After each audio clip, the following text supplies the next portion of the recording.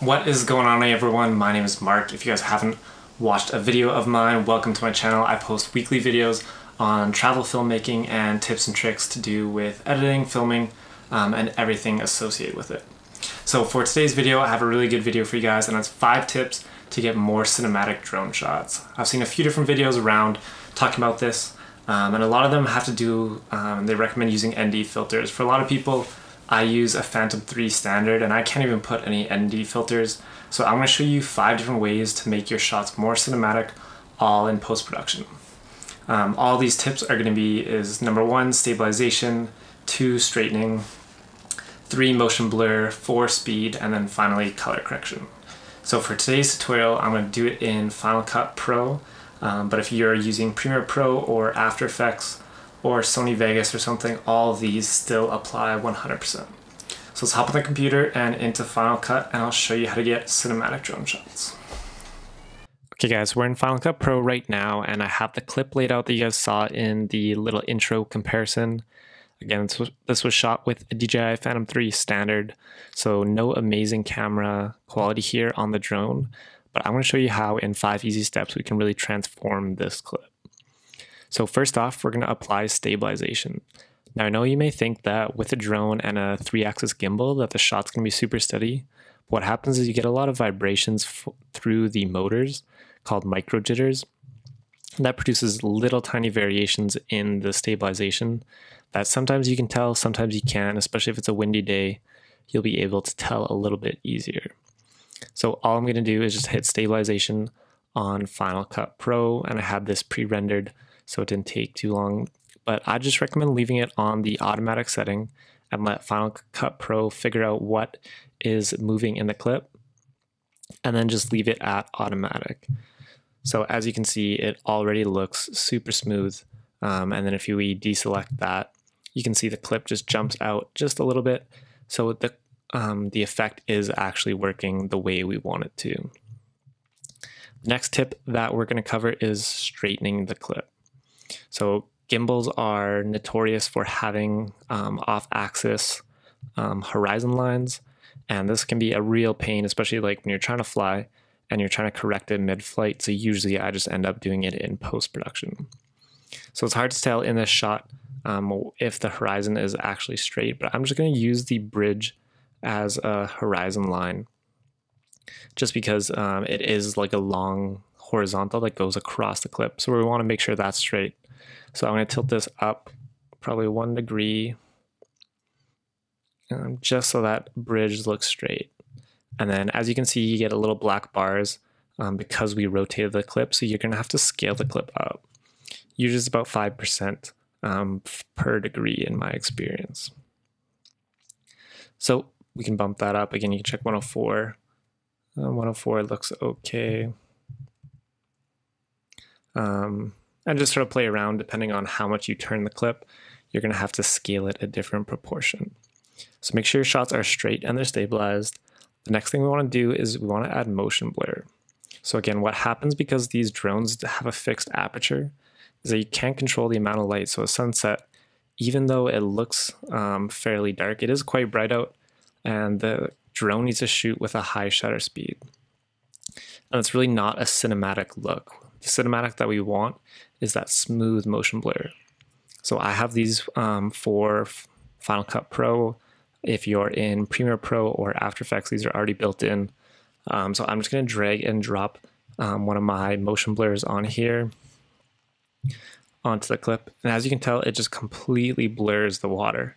That makes it super smooth and glassy. And that's really the look that we're going for in this effect. But as you can tell, it actually affected some of the other parts in the clip, like the bridge here. Gets a little bit washed out, especially if I play it forward. There's some cars that are going across here, and they're just way too blurry, and that's really not what we want. So what I'm going to do is I'm going to apply a shape mask to this motion blur effect. So we go over to our effects here and click this tool for a shape mask. We will add a shape mask to this, and this is just going to mask off the motion blur so that we can position it at the bottom of the clip, and it's only going to apply motion blur to the bottom half.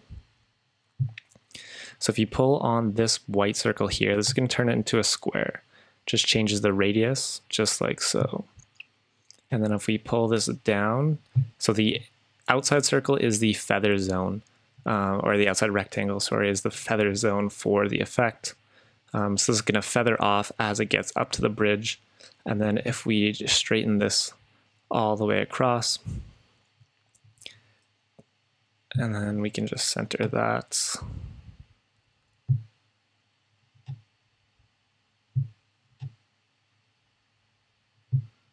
A little bit more. Cool, just like so. So that is going to be our motion blur shape mask.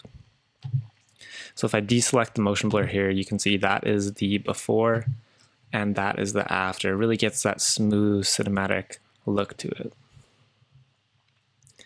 The next step and our fourth step is going to be speed. This is something to consider depending on what kind of shot you have. So if you're flying really close to something like this, is you don't actually want to go too fast, because that's not the cinematic look that we're going for.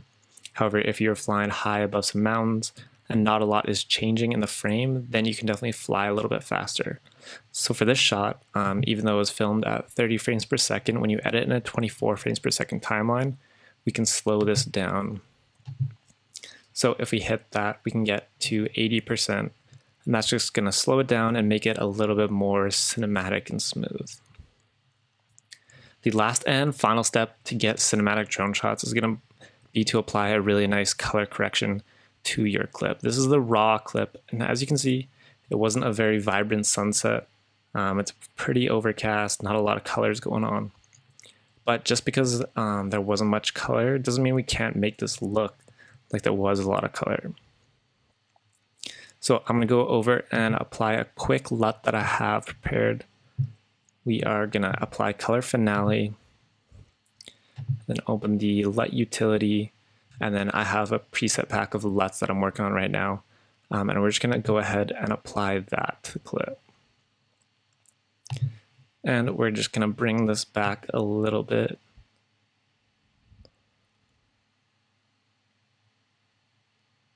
Just like so. I'm going to open this up again.